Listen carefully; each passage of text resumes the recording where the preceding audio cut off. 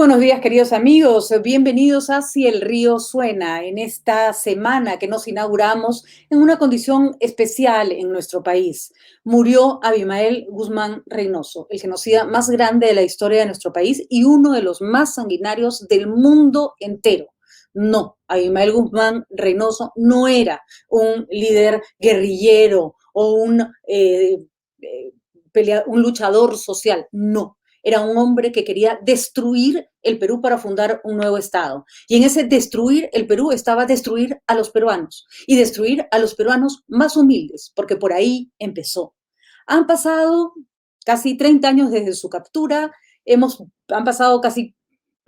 vivido casi 50 años con la figura de este hombre marcando la historia de nuestro país y tenemos una deuda enorme. Hasta el día de hoy no podemos determinar cuántas personas murieron por la lucha terrorista en nuestro país. Se dice que hay 30.000 personas, que efectivamente son las que están cuantificadas, pero se sabe que los muertos fueron mucho más, porque recordemos que Sendero Luminoso atacó principalmente a una población analfabeta, quechohablante, y que en muchos casos ni siquiera tenía documento de identidad. Muchas muertes no se registraron nunca. Por supuesto que parte de estas muertes también estuvieron a manos de las Fuerzas Armadas y por supuesto que hay que también observar lo que pasó con la respuesta del Estado de nuestro país.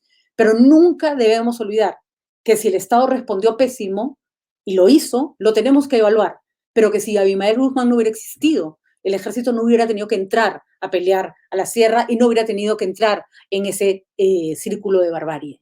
Nos falta tanto por entender sobre lo que ocurrió. Se ha muerto este hombre, este desgraciado, y nosotros ni siquiera sabemos cómo llamar lo que nos ocurrió. Cuando la gente dice conflicto armado interno, unos se ofenden. Cuando otros dicen guerra contra el terrorismo, hay quienes señalan que ese no es el término. No tenemos un nombre consensuado para llamar a aquello que ocurrió en nuestro país. El mayor daño que le ha hecho Sendero Luminoso y que le hizo a Abimael Guzmán a nuestro país fue escindirnos, dejarnos una herida que no podemos cerrar, llenarnos de dolor. Y solo comprendiendo aquello que pasó, aquello que nos hicieron y aquello que como respondimos, solo mirándonos a los ojos como país, vamos a poder salir adelante. Porque hay mucho más víctimas que los muertos. Y nos referimos a los sobrevivientes, a los parientes de las víctimas y a aquellas Fuerzas Armadas que fueron a luchar una guerra horrenda en las peores condiciones con un Estado que muchas veces lo abandonó y que nunca ha recibido muchas de esas personas ni reconocimiento ni una ayuda del Estado.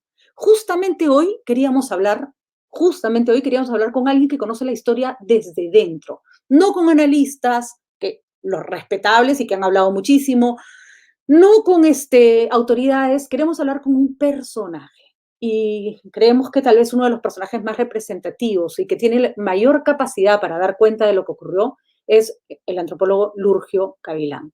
Solo para presentarlos a quienes no lo conocen, Lurgio es antropólogo, profesor de la Universidad San Cristóbal de Huamanga, fue lo que se conoce un niño soldado. Entró a las filas de Sendero Luminoso a los 12 años, por circunstancias, como él nos va a explicar, con absolutamente fortuitas que no tienen nada que ver con la elección de una persona consciente de aquello en lo que va a participar. Y luego también formó parte de las filas del ejército peruano y luego, además, también fue monje franciscano. Y finalmente, yo siempre pienso que después de todo este camino, Lurgio llega a la vida académica para poder tal vez darle alguna forma o alguna explicación a aquello que si no nos explicamos, ese proceso que ha hecho Lurgio, si no lo hacemos los peruanos, nunca vamos a salir de esta espiral de angustia en la que nos produce cada vez que mencionamos el tema.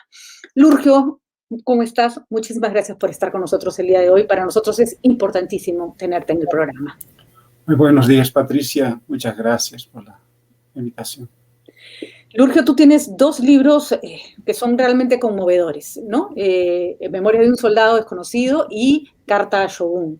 En el primero narras tu historia o el tránsito que haces desde que llegas a Sendero Luminoso muy chico hasta que pasas por el ejército y llegas a donde los franciscanos.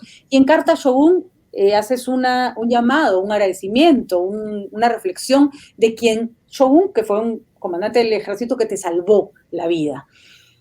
Yo, antes de hacerte ninguna pregunta, quiero decir que yo encuentro en tu persona a que todos aquellos peruanos, a la historia de millones de peruanos a los que el país todavía les tiene que rendir cuentas, porque pasó demasiado. Y como decía yo al inicio del programa, ni siquiera tenemos un nombre, no nos hemos puesto de acuerdo sobre cómo nombrar lo que ocurrió y no nos hemos puesto de acuerdo sobre cuántas víctimas hubo. Y eso es de una negación de lo ocurrido que no va a resolverse con la muerte de Abimael Guzmán Reynoso.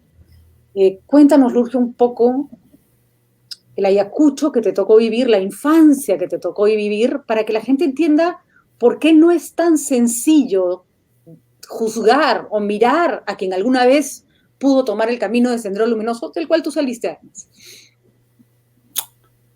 Sí, es verdad lo que dices, que no hay nombre para nombrarlo: guerra, conflicto armado, toda violencia es nociva, toda violencia nociva. Nos ha tocado vivir difíciles tiempos en Ayacucho todavía, cuando todavía no llegaba carretera, pues mi madre murió justamente porque no había un puesto de salud, había que viajar unos 3, 4 días para llegar allí, pero era un contexto difícil, de injusticia. Siempre la gente está con sed de justicia, hay injusticias tremendas, hay justicias pendientes también, memorias que viajan en silencio.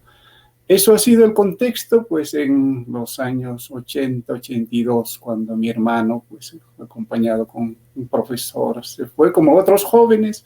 Pues yo fui en busca, pero ya difícil ha sido para salir, ha sido tremenda, no se podía salir del espacio, vivíamos para sobrevivir.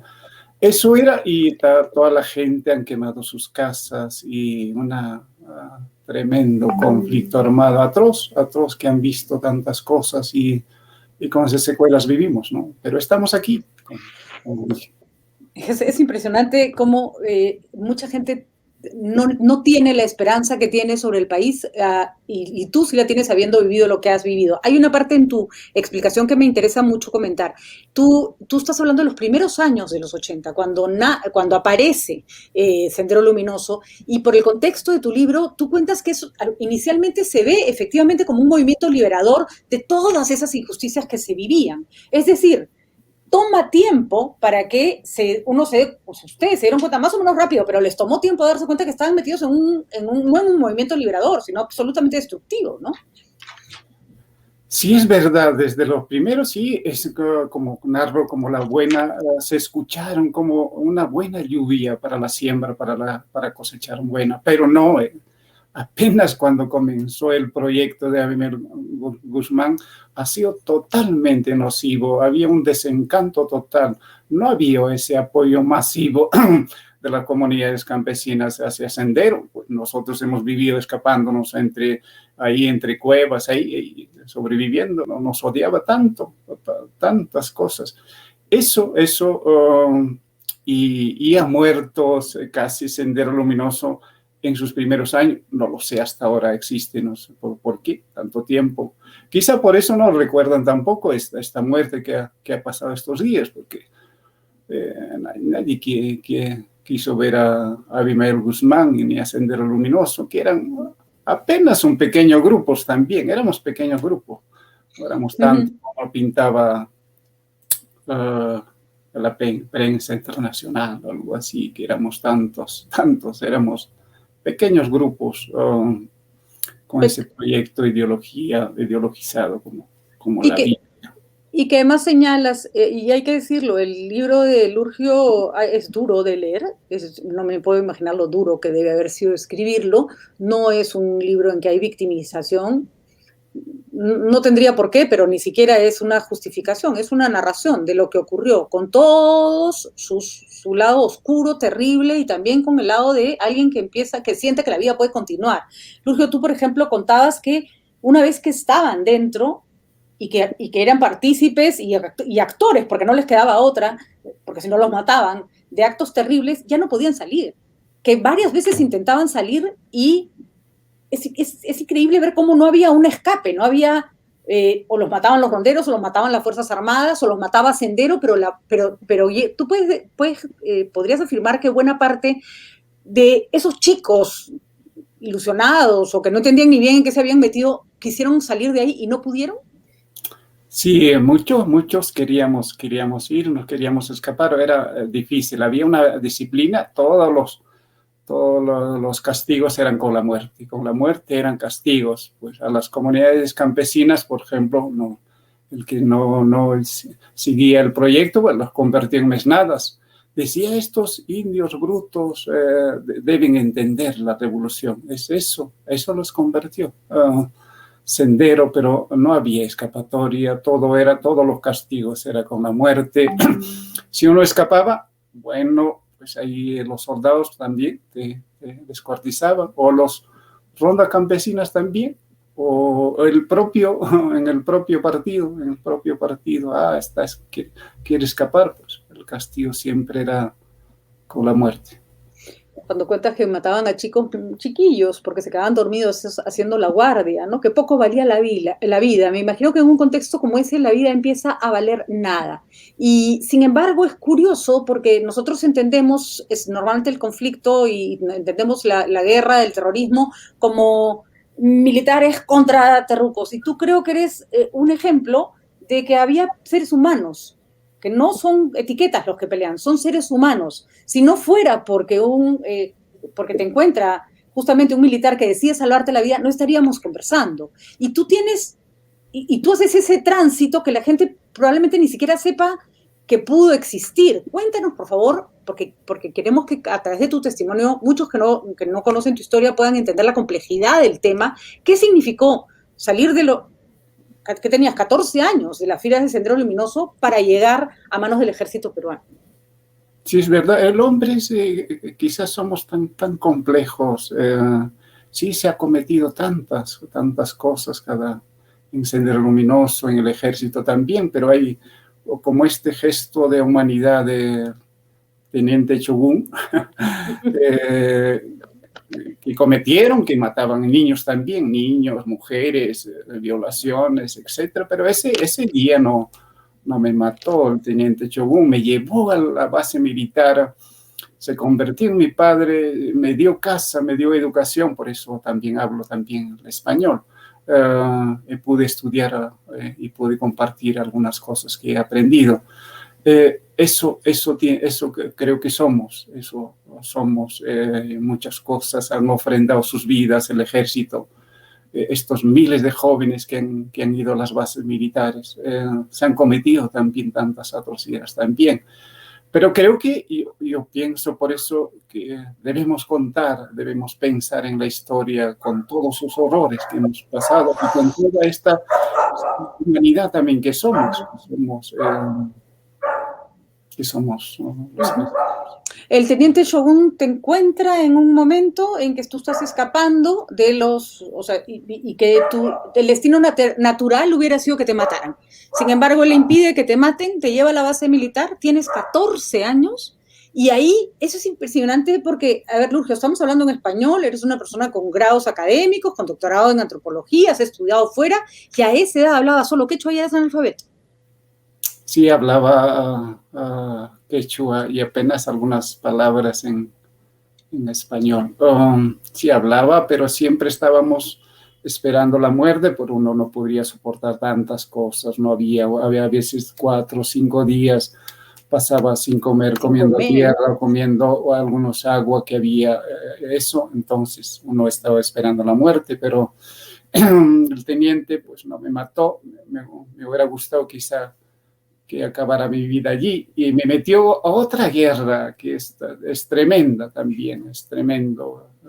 En ese contexto el ejército ha sido muy difícil, que me dejó allí, ese fue, solo vivió unos 4 meses, pero eso bastó todo, eso me llenó mucho, por eso escribí esa carta a Chogún. Es curioso, hay que explicarle a nuestros oyentes, a nuestro público, que en esa época los militares usaban seudónimos, por lo tanto, tratar de ubicar a alguien que estuvo en zona de emergencia no es fácil. Y tú, Lurgio, no supiste de Shogun durante muchos años hasta que escribes Carta a Shogun y te vuelves a reencontrar con él. Y hoy me imagino que son dos personas completamente distintas a las que se encontraron en esa base militar, ¿no es cierto? En los Cabitos de San Miguel. Cuéntanos, ¿qué significa volver a mirar tu pasado junto con una persona que lo vivió también contigo, ¿no? ¿Qué significó ese encuentro? Bueno, ellos también formados en la escuela militar, pues jóvenes, han sido llevados también a las bases militares, a la zona de emergencia, experiencia terrible también. Sí, emocionante, no hay palabras también para describirlo. Cuando nos hemos encontrado en Lima, nos comunicamos, siento tantas cosas que quisiera decirlo, expresarnos, pero solo nos miramos y agradecidos también por la vida, por lo que todavía he podido verlo. Lurgio, ¿cómo se sigue adelante?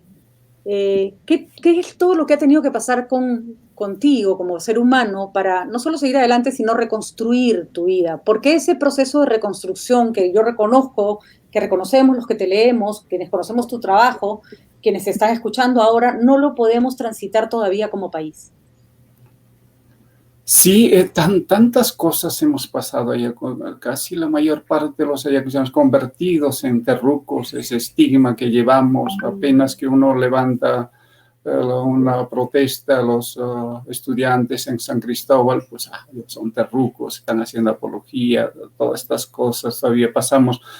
Pero tantas cosas hemos pasado, pero hemos construido espacios también. Hay un continuo de pobreza, discriminaciones a lo largo de muy larga data. Y entonces hemos construido espacios como los rituales de muerte, fiestas, el trabajo colectivo, etc. Estas cosas, pequeñas cosas que hemos construido a lo largo del tiempo nos ha ayudado. Creo que eso, soy también de una comunidad campesina, estas cosas creo que nos ayuda a pensar siempre en el porvenir, pero también, o sea, estas memorias también viajan en silencio, están ahí, hay víctimas, hay justicias pendientes y todas estas cosas, y creo que una manera de llegar a reconciliarnos también es no olvidar. No olvidar reparar, ¿no? Y hay mucho por reparar, muchísimo por mirar, por reconocer, por nombrar, no hemos querido nombrar atrocidades, tal vez una de las más, y les recomiendo la lectura del libro de Lurgio a todos, porque se atreve a nombrar lo que muchos no se atreven ni siquiera a recordar. Lurgio, ¿cómo se toma después, al final de tu libro, tú denostas, o sea, tienes una frase dura, no la tengo aquí exactamente porque me he dejado mi libro pues, un poco lejos, pero es algo así como que se muestra un fastidio por la vida que te dio Abimael Guzmán, que te hizo vivir Abimael Guzmán. El libro cierra con una suerte de, ¿no? ¿Por qué me metieron en esta vida? ¿Qué se siente después de todo lo que has pasado, de todo el esfuerzo que has hecho para reconstruirte como peruano, para superar el dolor de una guerra espantosa, la muerte de un ser como Abimael Guzmán? ¿Qué significó? ¿Qué te hizo la noticia? Bueno, tantas cosas que uno lleva en silencio, tanta cólera también, tantas cosas que nos ha tocado, no solo que a otros, mis paisanos, aún más, mucho más daño han hecho estos traumas que están allí. Y,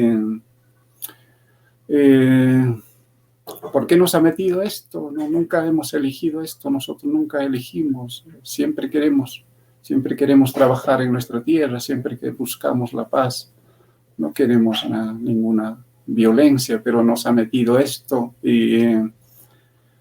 y Y el que hablaba en justicia social a los pobres, pues empezó a matar a nuestros familiares, a nuestros padres, a nuestros paisanos, a nosotros mismos. Estas cosas que nos duele tanto, y por eso para nosotros en sus primeros años murió Abimael Guzmán. Abimael Guzmán murió, enterró a la gente. No, ninguna persona quiere esa violencia que construyó Abimael Guzmán. No, absolutamente nada. Y entonces, no lo sé, y ahora lo que vive ahora, pues alguien también les interesa, algunos políticos quizá les interesa para hacer vivir también el terrorismo de Abimael Guzmán, pero nadie queremos aquí, por eso ni siquiera queremos recordar tampoco.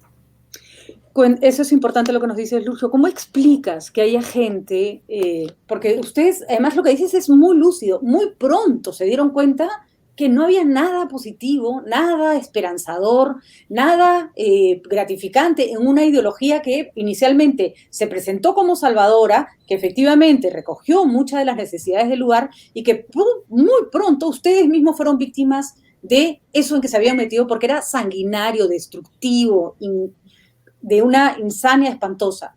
¿Cómo entender que haya gente que todavía cree que eso fue un proyecto? ¿Cómo explicas, desde tu perspectiva de antropólogo, además de persona que estudia la violencia, fenómenos como Movadef? ¿Cómo tomamos el hecho de que dentro del gobierno haya personas que no sean capaces de condenar lo que ocurrió, de decir esto estuvo mal, esto no debió ocurrir, ¿no? Y que tengan posturas ambiguas.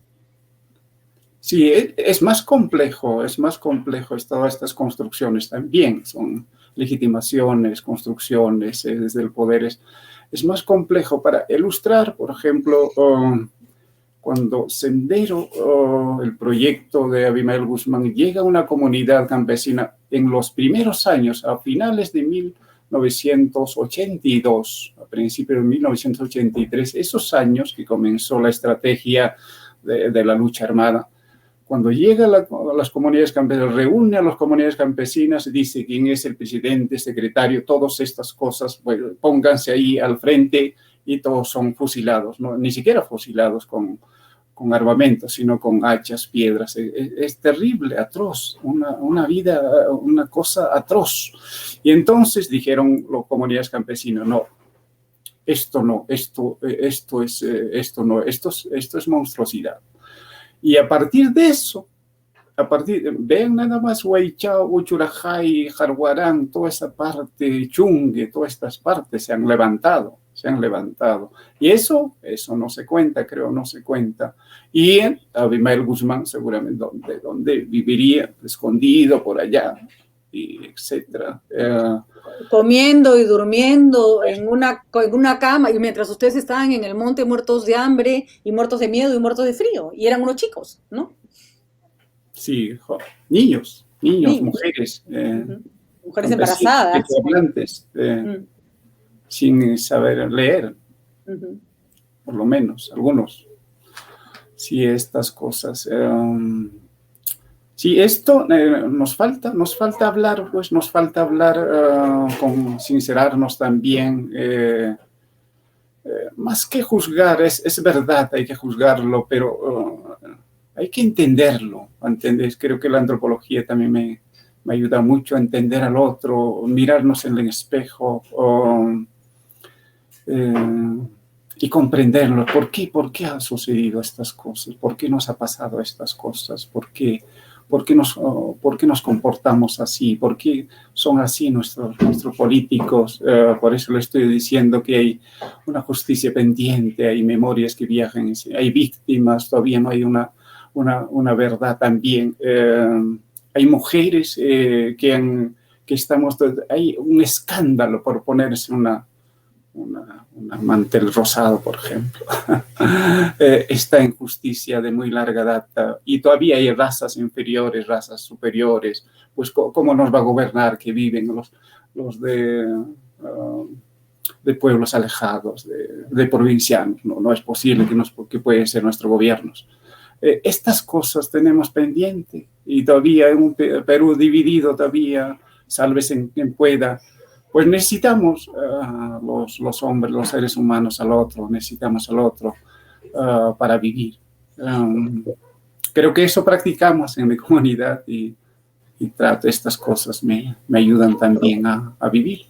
Hay una cosa muy bonita en tu libro porque construyes perfectamente el ambiente de lo que es un contexto de locura, ¿no? Donde ya todo el mundo perdió valor, la vida perdió totalmente su valor, donde la gente sobrevive y además donde la violencia se contagia, es decir, a un acto violento se responde con un acto más violento, ¿no es cierto? Sin embargo, en el encuentro con Shogun, a un acto violento uno encuentra una mirada compasiva que también es respondida con agradecimiento y con un proyecto de vida. Creo que ese encuentro es como muy simbólico, Lurgio. Me imagino que lo fue muy simbólico en tu vida, pero creo que es muy simbólico para el país y me gustaría insistir en ello, porque ahí hubo como una primera conversión, ¿no? Sí, yo vivo siempre adeudado también. ¿Cuántos soldados también ofrendaron sus vidas pues para estar ahora como estamos, tranquilos, pues, con tantas dificultades también como nos ha desnudado la pandemia, pero tantos, no hemos pensado en ellos, para estar como ahora estamos sentados tranquilos, sin apagones de luces, de cochebombas, gracias a ellos también, gracias al ejército también que ofrendó, que dio su vida para estar en paz. No sé si entendí tu pregunta, pero... No, sí, está bastante clara. Lurgio, ¿qué fue lo peor que viviste que no quisieras que nadie más vuelva a vivir? Esos tiempos primeros, sí, no me gustaría, pues, pero en cada etapa de mi vida he podido disfrutarlo, he podido vivir. Cuando estaban reventando bombas, nosotros jugábamos de niños. Bueno, en la tarde uno podría morir a ratito, pero he disfrutado en cada una de mis etapas de mi vida, en sendero, en el ejército, en el convento, pero no pienso absolutamente nada ahora. Ni quiero ser sendero, ni quiero ser militar, ni quiero ser en el convento.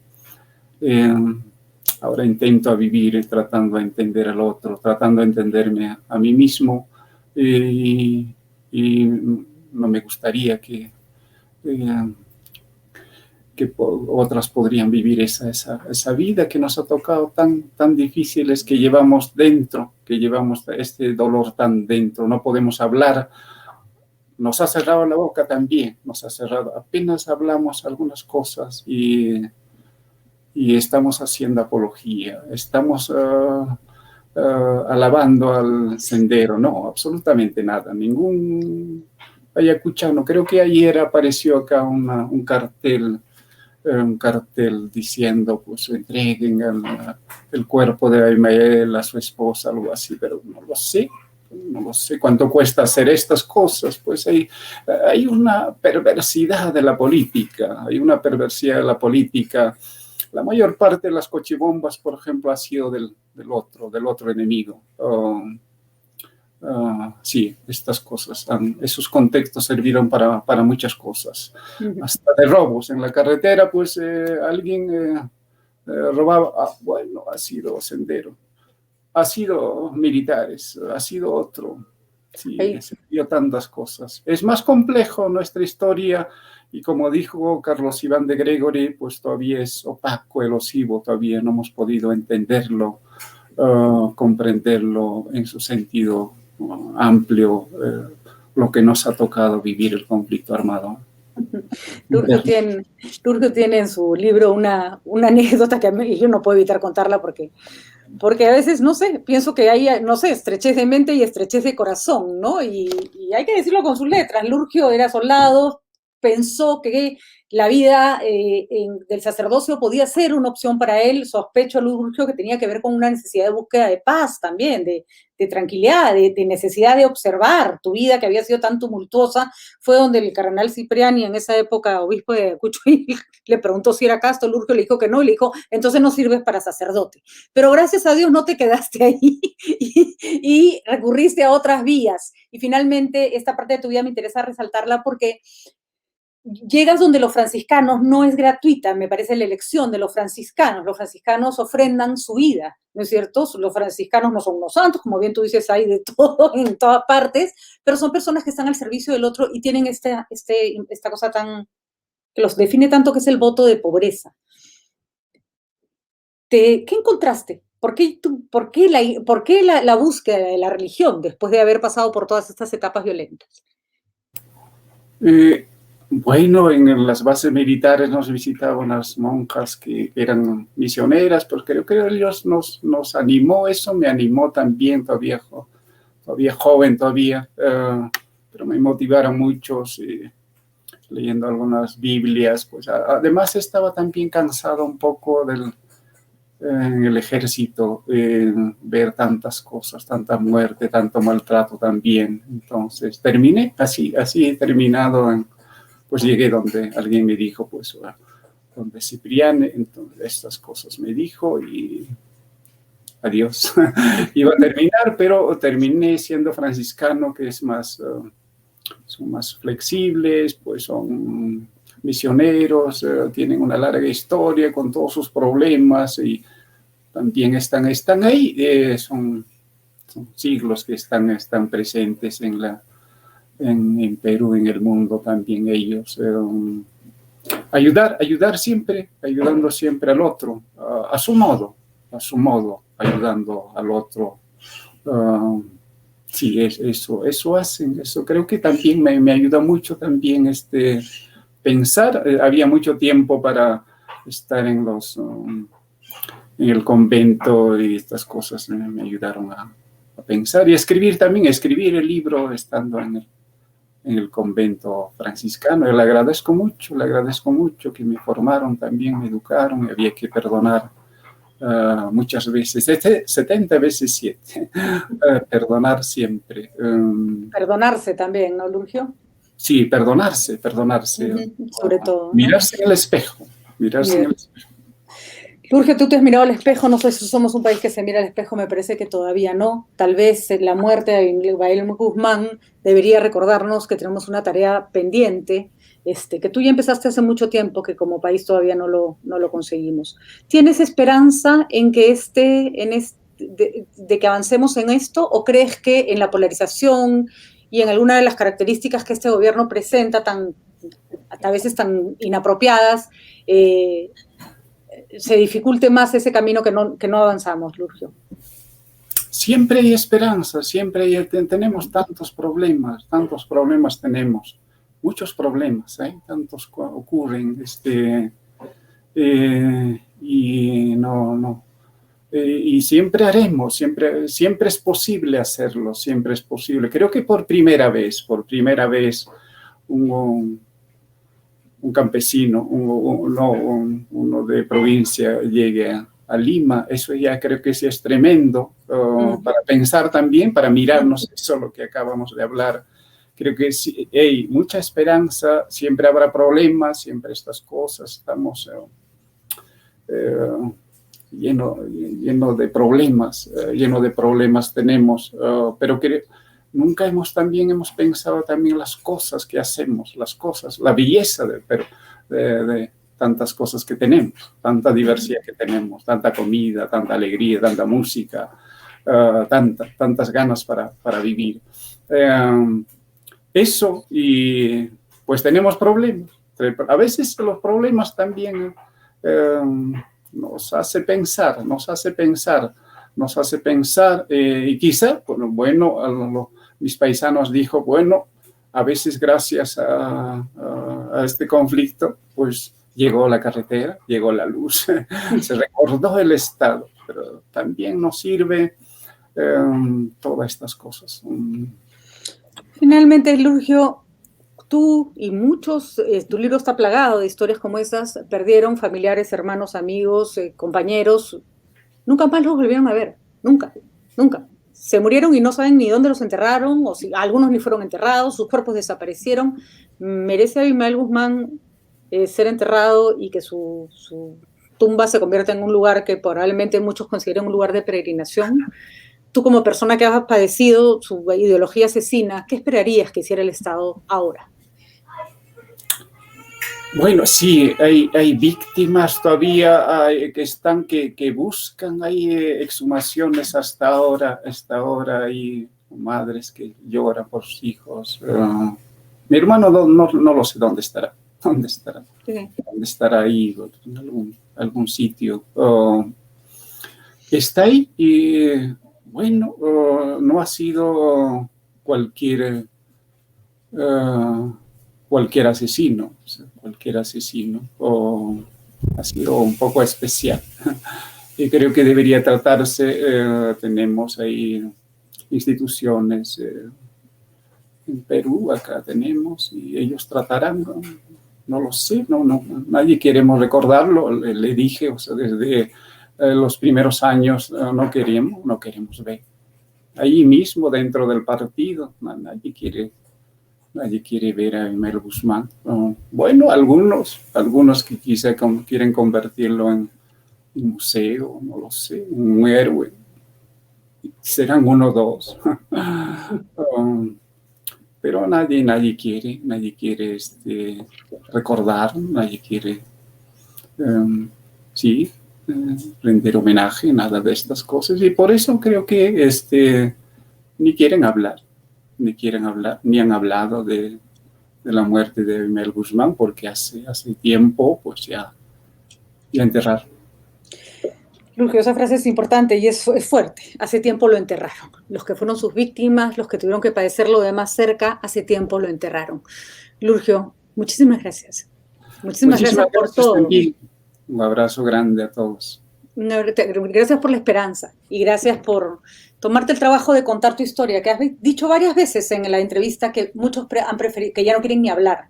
No, hay que hablar, porque si no, nunca vamos a entender. Gracias, Lurgio. Un abrazo enorme. Lurgio Gavilán con nosotros, antropólogo de la Universidad San Cristóbal de Huamanga, ha estado con nosotros en Si el río suena y le agradecemos profundamente esta conversación. Muy buenos días, Lurgio. Bueno, yo cada vez que converso con Lurgio me quedo con una sensación como de un nudo en el pecho, porque las cosas son muchísimas más complejas de lo que la queremos ver. Les recomiendo Historia, Memoria de un soldado desconocido y Carta Shogun. Son dos libros totalmente conmovedores en los que, ya digo, Lurgio no cuenta nada agradable, no disimula los contextos de horror en los que participó y vivió. Y sin embargo son una lección enorme de cuán ajenos hemos estado muchos a esa violencia. Estamos ya con Marisol Perestello, que va a conversar con nosotros, y me gustaría justamente inaugurar esta conversación con una reflexión sobre lo maniqueo que hemos vuelto a un discurso que en realidad es muy, muy complejo. Yo particularmente tengo probablemente la misma edad de Lurgio, probablemente con Marisol somos como la misma promo también, y si hago un recuento de mi vida, tuve la oportunidad, por supuesto absolutamente involuntaria, creo que conocí dos personas de las cuales después me enteré que estuvieron vinculadas en Sendero Luminoso. Dos personas además que conocí de lejos, que no fueron parte de mi entorno, con las que probablemente no tengo ninguna fotografía ni ningún documento que siquiera indique que estuvimos en el mismo lugar. Para gente como Lurgio Gavilán, Sendero no fue una opción. Sendero no pasó, no era alguien que estaba lejos, no era alguien de quien veían una fotografía en un periódico, estaba metido en su casa, estaba metido en su pueblo, estaba metido en su colegio, estaba metido en su vida. Y por lo tanto, escapar de las garras de Sendero Luminoso no fue equitativo en el Perú. Hay personas que no tuvieron opción de decirle no a Sendero. Y por eso tenemos que distinguir de quienes iniciaron una guerra terrorista, de quienes no quieren deslindar de esa ideología y de lo que Carlos Iván de Gregorio llamaba la base de la pirámide senderista, que son todos estos campesinos que terminaron contra la espada y la pared, muchos de los cuales terminaron presos, mientras otros, que más bien hacían el plano más intelectual, han seguido sueltos. ¿Cómo manejamos esta muerte, Marisol? ¿Cómo manejamos esta muerte? Yo creo que es complicado porque refresca un montón de situaciones. Ayer hablaba con Diana Jauregui. Diana es una de las víctimas de Soras, que es la que logra la judicialización del caso, más que la judicialización, la publicidad del caso, y a partir de esa publicidad los recursos para poder hacer los ADNs y lo que se requería para que las pruebas tuvieran efectos en el proceso y finalmente se permitiera que se ampliara el plazo de investigación en los casos de Osmao Morote y Margot Liendo, y ellas no salieran en libertad, porque acuérdate que salían en libertad por pena cumplida en el 2013, hasta que Soras se incorpora a este caso. Y ella me decía, sé que ha muerto, esa muerte no me devuelve a mi padre, no me devuelve a mis primos, no me devuelve a las 117 personas que murieron asesinadas por Quispe Palomino, ordenado por Abimael Guzmán y su cúpula.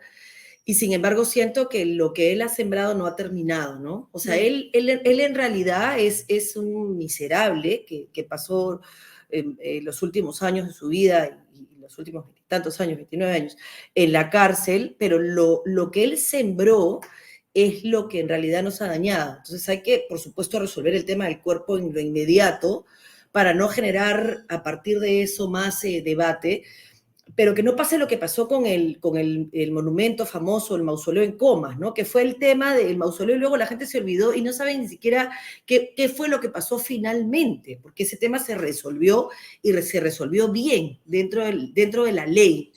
Esto también tendría que resolverse y necesitaríamos un Congreso y un Ejecutivo haciendo lo que no hemos hecho, y me incluyo, ni los congresistas, ni los ministros de Justicia, ni los ministros del Interior en los últimos 30 años, porque lo debimos haber legislado y todo lo dejamos pasar. Y esto tiene que resolverse, Patricia, porque hay afrentas, ¿no?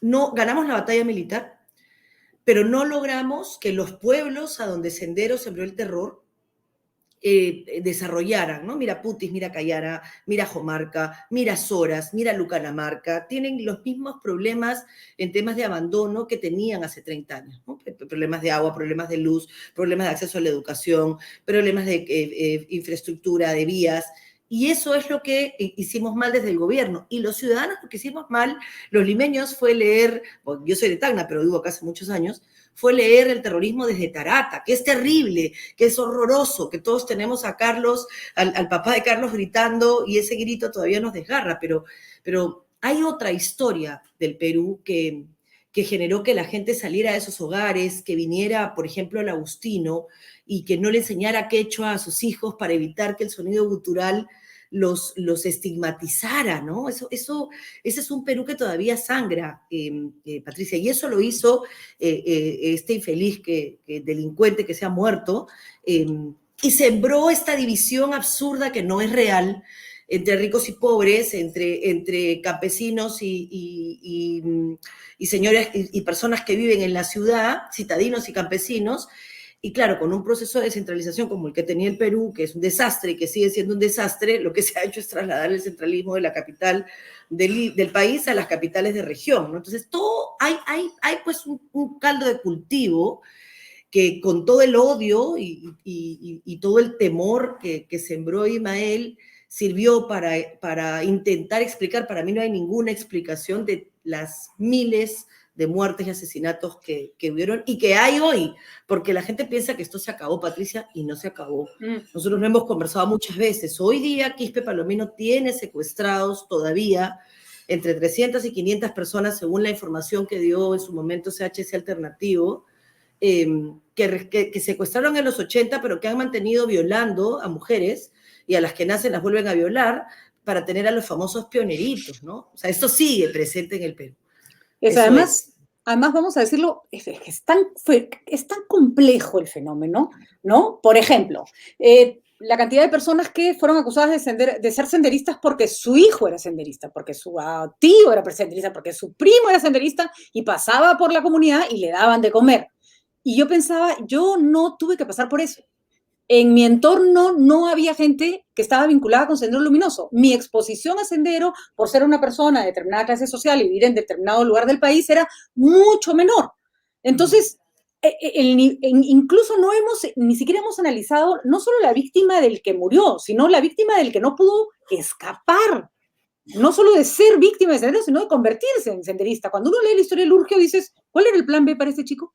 Absolutamente, ¿No? y la historia de Lurgio, Patricia, es la historia de cientos de jóvenes Miles, así es. y Ayacucho, que es dramático, ¿no? Tú llegas a Callaro, llegas a Jomarca y lo que la gente te dice es, estábamos entre dos fuegos, porque claro, el Estado y el propio Estado, cuando, digamos, hay militares extraordinarios que sí han estudiado este fenómeno y que han escrito, por ejemplo, un famoso libro que se llama En honor a la verdad, escrito por historiadores de las Fuerzas Armadas. Y en ese libro lo que es maravilloso, porque hay un reconocimiento de efectivamente violaciones a derechos humanos y hay un esfuerzo de las Fuerzas Armadas sincero de estudiar derechos humanos, de entender derecho internacional humanitario. El mejor centro de Latinoamérica está en las Fuerzas Armadas peruanas y funciona hace muchos años. El problema es que los ciudadanos, como ciudadanos que vivían en lugares expuestos masivamente a Sendero, vamos a hablar de Ayacucho, que es el lugar que yo mejor conozco y en el que he trabajado mucho más, se confundían las víctimas entre hijos de militares, hijos de policías, policías, militares y ciudadanos. Es verdad, probablemente tenían algún pariente que era terrorista, pero eso no lo hacía terrorista él. Y probablemente no tenían ninguno y simplemente eran pobres y quechohablantes. Y a partir de ahí se hicieron comedores en los cuales se alimentaron todos los huérfanos que dejó Sendero Luminoso, pero que también, y esto hay que decirlo, lamentablemente dejaron algunos malos elementos de agentes del Estado, pero el inicio de esta barbaridad, sin duda, fue la demencia de Abimael Guzmán. Eso que tenemos que tener clarito, esto es como una partida de ajedrez, que si ese hombre no hubiera movido el primer peón, no hubiéramos terminado metidos en esa historia. Eso no lo puede negar nadie. Y hay un tema, Marisol, que me gustaría, antes de cerrar con el tema del cuerpo y de lo que tenemos que hacer, porque se tiene que hacer, nada de escudarse en la ley no puede ser boba, ¿no es cierto? Pero hay un punto que es, a ver, hay casi tantas víctimas de las circunstancias en el lado de Sendero Luminoso como en el lado de las Fuerzas Armadas, en el sentido de cantidad de chicos llevados a zonas de emergencias, que no les llegaba ni la comida ni el armamento, que mataban por terror, que ya no sabían a quién mataban porque se les acercaba. Yo he escuchado testimonios desgarradores de gente que no solo no fue reconocida, me hacen acordar a los veteranos de Vietnam, te juro, que los mandan a pelear una guerra y cuando regresan los repudian. No solo no son reconocidos, sino no son atendidos, no son, digamos, acogidos por un Estado que los puso en esa situación. Entonces, un desentendimiento, ¿no es cierto? Acá están los terrucos, acá los soldados, para estos unos eran asesinos, para estos unos violadores de derechos humanos, listo. Un discurso maniqueo, ¿no? Pero eso, lo más duro, Patricia, es que eso no es lo que hace la ley, eso lo hacemos por miedo los ciudadanos, porque la ley del Programa Integral de Reparaciones fue muy clara.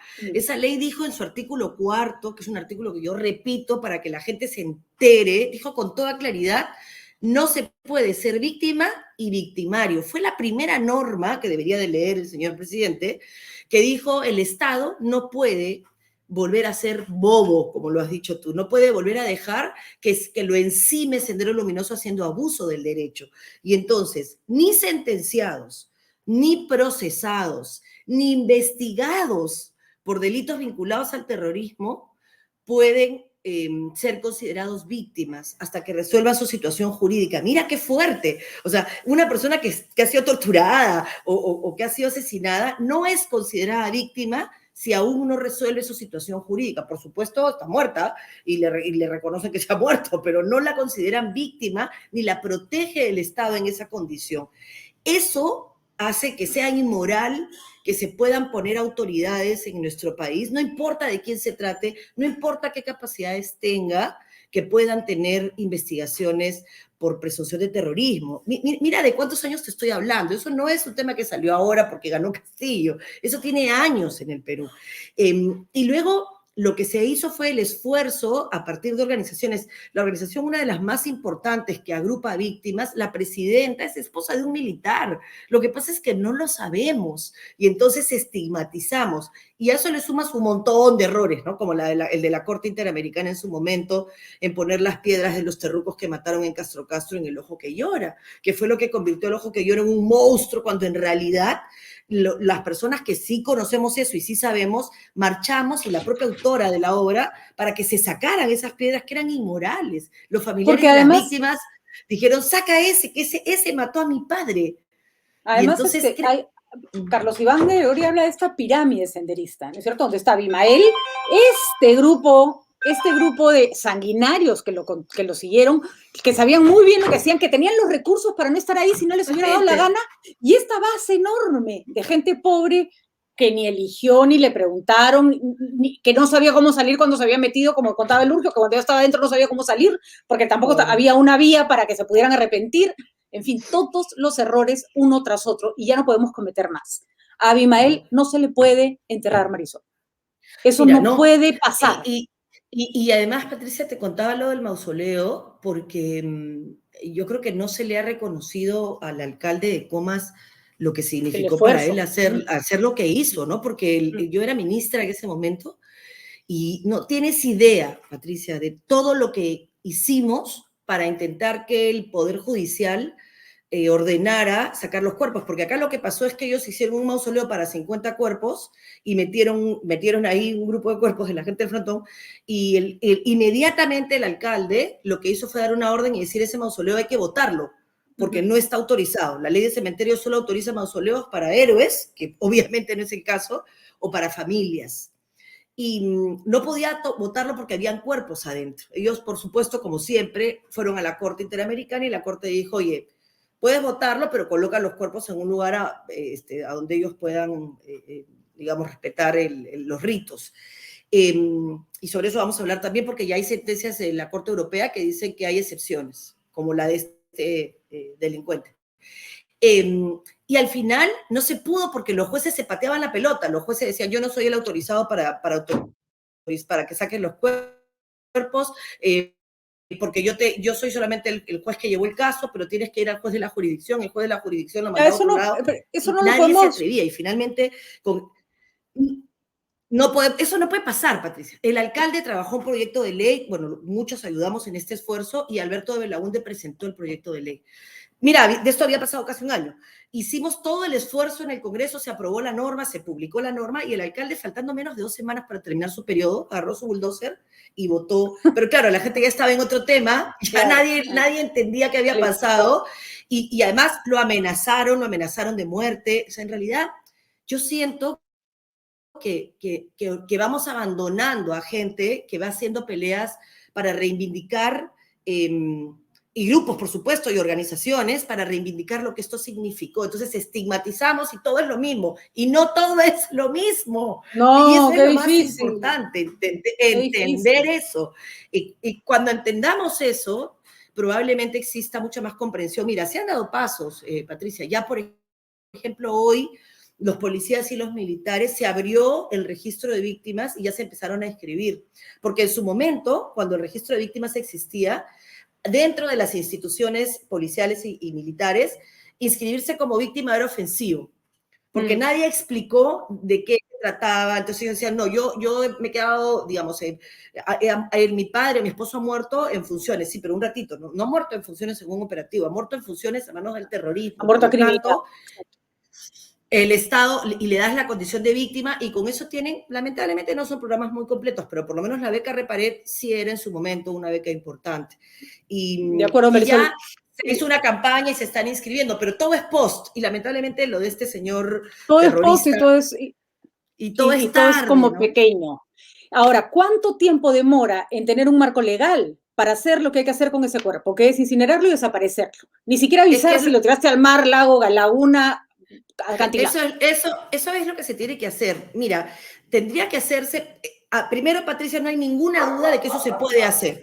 El problema es para que tú puedas aplicar eso, que es el principio de proporcionalidad, que lo que te dice es, oye, hay dos bienes jurídicos, hay 2 derechos, ¿no? El derecho a enterrar a tu familia, que además, si tú lees el habeas corpus presentado por Crespo, te dan ganas de verdad que es una sensación espantosa, porque como habla del dolor, y tú dices, ¡qué dolor! Por Dios santísimo, dolor el de las miles de víctimas que ustedes dejaron huérfanos y que mataron sin piedad.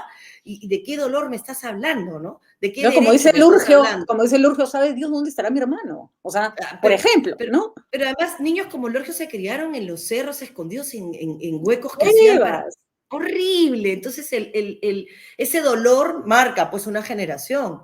Y entonces, Habría que primero entender que sí se puede restringir, que incluso te citaba una sentencia del Tribunal Europeo que habla específicamente sobre el terrorismo y que dice que por supuesto que se puede restringir derechos, pero que lo que tienes que garantizar es que en todo caso la familia pueda, porque los delincuentes son ellos, eso siempre hay que recordarlo. El que estemos tratando con delincuentes no nos habilita a nosotros a comportarnos igual. Eso es Como lo que nos tal, hace, por supuesto. eso es lo que nos da como sociedad el derecho a meterlos a la cárcel 29 años, que nosotros siempre actuamos dentro de la ley. Yo, si fuera la fiscal, a las 36 horas que se cumplieron hoy a las 5 de la mañana, hubiera ordenado la cremación. Lamentablemente, ellos presentaron un pedido y el fiscal, si tú lees el habeas corpus con detenimiento, en el numeral 410, dicen que el fiscal del Callao dice que el martes 14 va a hacer una diligencia con el ENI Parraguirre. La verdad, porque quiere, después de esa diligencia, emitir pronunciamiento. Por amor de Dios. Es verdad, y eso hay que decirlo, porque si no uno se queda muy contento con la sentencia que declara infundado el habeas corpus, pero esa sentencia lo declara infundado, pero al mismo tiempo nos da insumos para entender qué está pasando, porque además no hay mucha información de parte del Ministerio Público ni de parte del Poder Judicial, no tiene que estar hurgando en los documentos que se publican para entender qué pasó, ¿no? Primero, la legislación te señalaba que si a las 36 horas del ingreso a la morgue nadie pedía el cadáver, ningún familiar, y te dice además el orden, en este caso la Iparraguirre, la terrorista Iparraguirre, y que para hacerlo, si no lo hacía personalmente, tenía que presentar un poder suficiente, que es un poder notarial, y ella solamente tiene un poder simple. Entonces, lo que se hacía a las 36 horas es que el Ministerio Público, así como puede decidir donar el cuerpo, puede decidir no hacerlo y ordenar, por ejemplo, la cremación. Cosa común, cremación, lo que sea. Y en todo caso, después de eso ya puedes hacer un debate, pero ya vas dando pasos. El tema es que por alguna razón que tendrá que explicar el fiscal, por supuesto, y hay que decirle que lo explique, él ha decidido que el martes 14 va a haber una diligencia, con Iparraguirre. ¿Qué es lo que va a hacer? Va a reemplazar el poder por el acto presencial, ¿no? Ahora, el ENE Iparraguirre tiene un castigo del INPE que se hizo público ayer, pero que era evidente para los que conocemos la ley que tenía que darse, porque hizo una llamada a un medio interno que además fue pública y hay que revisar un poco lo que ella dice en ese audio, porque en ese audio ella vuelve a justificar todos los actos cometidos por Sendero, ¿no? Y vuelve a esta tontería inmoral de ricos y pobres y de la presión de los poderes económicos. El mismo discurso inmoral de toda la vida que pretende señalar que esas muertes tienen alguna justificación, además de la locura, la demencia y el odio que tienen en sus corazones, ¿no? Pero eso es lo que tenemos hoy y hay que esperar a mañana que el fiscal vaya a validar en realidad lo que él quiere, ¿no? O sea, saltar el tema del poder y bueno, tendrá que asumir él ese juicio. Mientras tanto, ¿qué deberíamos hacer? Sacar una ley. Una ley para que esto se corrija de inmediato. De inmediato. Y además ahí quiero ver al Ejecutivo, ¿no? Ahí quiero verlo, porque rapidito se lavaron las manos y dijeron esto lo ve el Ministerio Público. Un momentito, resuelve el problema. En un segundo, Marisol, está entonces la posibilidad y está la oportunidad. No, esta vez no podemos caer en alguna, disculpen, imbecilidad del tipo yo no lo hago, tú no lo haces y terminar con una tumba de un ser despreciable. Absolutamente. A mí que no me vengan con que no hay que celebrar muertes. No, hay vidas que terminan y que porque terminaron debe ser celebrado el fin de esa vida que nunca debió existir, porque si ese ser humano no hubiera existido, no hubiéramos pasado por todo esta cosa horrenda por la que hemos pasado. Yo le recomiendo a todo el mundo que, ¿saben qué? Si no lo hicieron, háganlo ahora. Si no quieren ir al Louvre, no vayan al Ministerio de Cultura, 6º piso. La exposición de Yuna Nápoles sigue ahí. Miren las imágenes del terror, miren lo que pasó. Pero Patricia, ¿no? ese es otro fantasma, ¿no? O sea, la gente, y a mí eso me duele porque digo, si este país sigue aceptando verdades que le convienen, porque no lo cuestionan, porque no le hacen preguntarse qué estaba haciendo yo. ¿Tú sabes cuántas veces me he preguntado yo que tengo 50, un poquito más de 50 años? ¿Qué estaba haciendo yo? tenía 20 años, 19 años, estaba en toda la edad de reclamar, en toda la edad de exigir, en esa fuerza moral que representa la juventud. ¿Qué estaba haciendo yo? Estaba haciendo peleitas universitarias porque habían aumentado la cuota, en vez de estar defendiendo a toda la gente que estaba muriendo. Lo que pasa es que pasa como lo que nos ha pasado ahora con el COVID, Patricia. Es tan duro, tan difícil que ya uno no habla. La gente se sigue muriendo, pero ya no hablamos de eso, ¿no? Ya pasó. Pero el COVID fue, es horrendo lo que voy a decir, pero más democrático en su dolor. Mató, sí. Totalmente. Sendero no fue democrático. O sea, Sendero se las ensañó con el más pobre, el quechohablante, y eso lo tenemos que, ese es un tema que tenemos que resolver. El señor Pedro Castillo tiene en sus manos algo sumamente importante. No solo que Abimael Guzmán no se convierta en un ídolo de barro para gente loca, sino que el Perú empiece a entender que tenemos que mirar esto de otra manera.